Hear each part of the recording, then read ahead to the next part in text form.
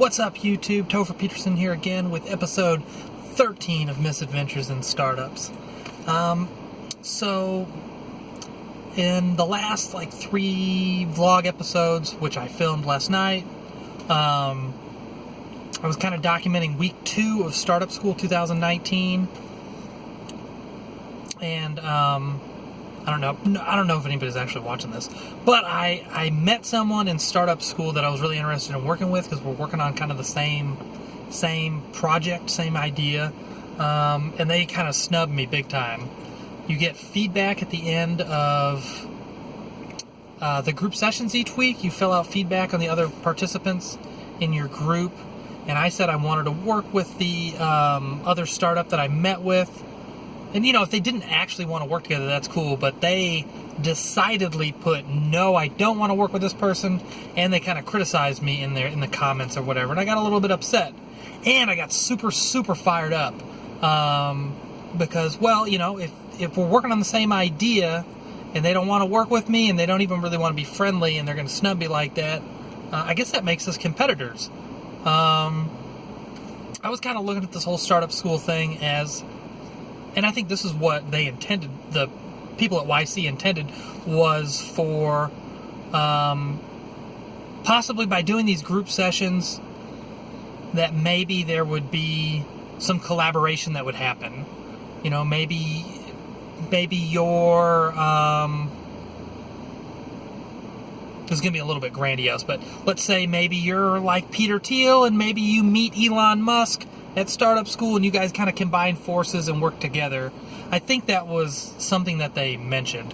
Now, obviously, I'm not saying me and the other person that we're going to be successful like Elon Musk and Peter Thiel, but the idea is that Peter Thiel and the people at PayPal or Confinity or whatever they were called were working on the same thing that Elon Musk was working on with X.com, and they combined forces together and, obviously had a lot of success with PayPal.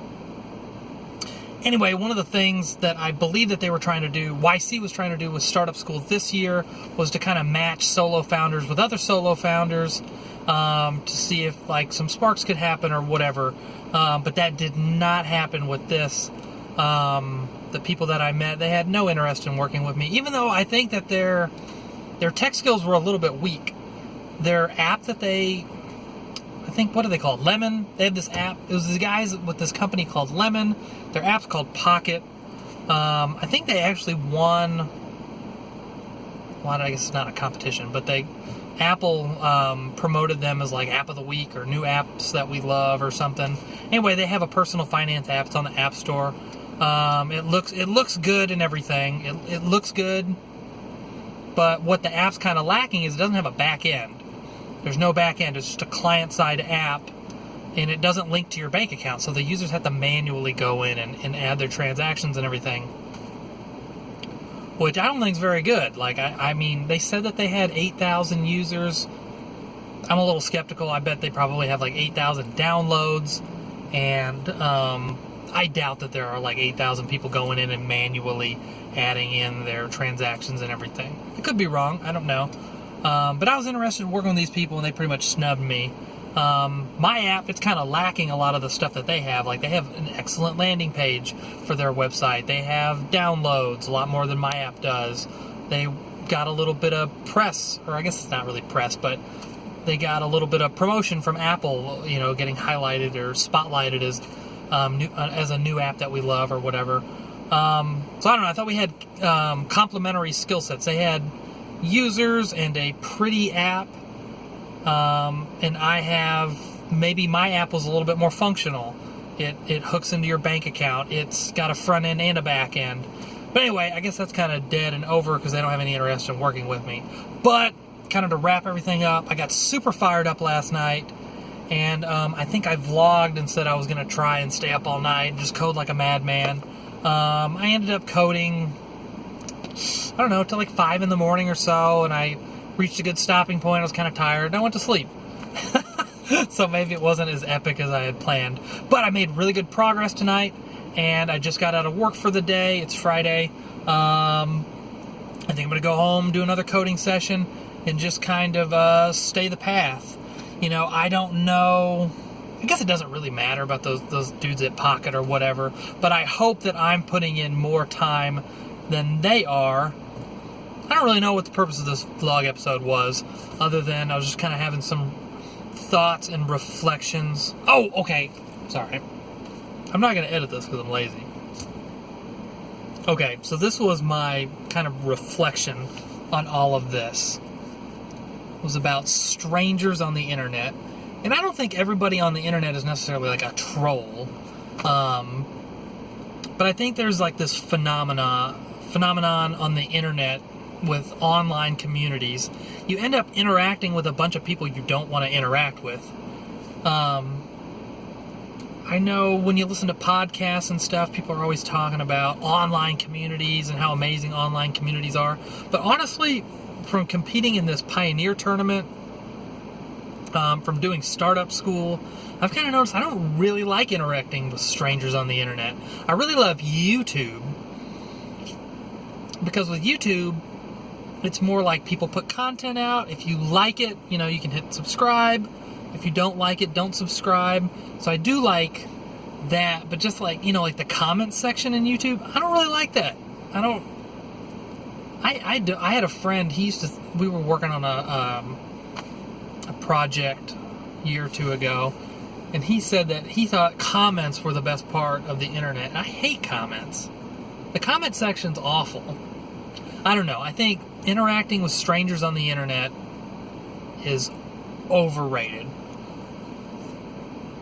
And I think online communities are maybe a little bit overrated too. Honestly, I have not found like an online community that I love.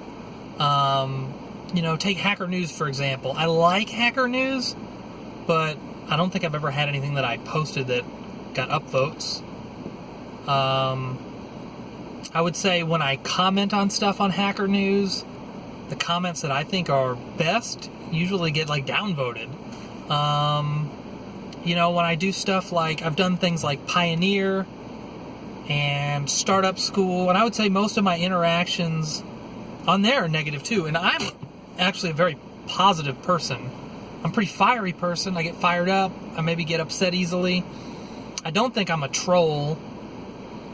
And generally, I think I'm a positive person, but I've noticed a lot of my interactions on the internet and online communities, even like really niche communities, have been kind of negative. And I don't know if that's because, I don't really know why that is, but I guess that's my big takeaway from this vlog episode, is that I think online communities are overrated. I guess maybe that's going to be my departing words. I know YC's big on finding a co-founder and whatnot. I'm going to take the contrarian view. I'm going to say co-founders are overrated. Honestly, I think I've met the competition, and I think the competition is weak. And I'm probably actually better off alone. And if, I don't know who may or may not watch this someday or at some point, but if you find yourself in a similar situation, you don't necessarily need anybody else. Maybe it feels comfortable sometimes to have a co-founder or have some kind of partner to go through things, but maybe sometimes you're better off alone. I had a blog post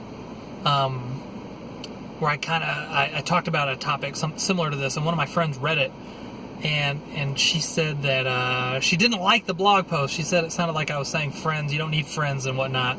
But I'm going to double down on that. I think sometimes you just got to go off and do your own thing. Maybe sometimes you don't need a climbing partner. Sometimes you can just go it alone and you're better off. Yeah. So you don't need a co-founder. Do your own thing.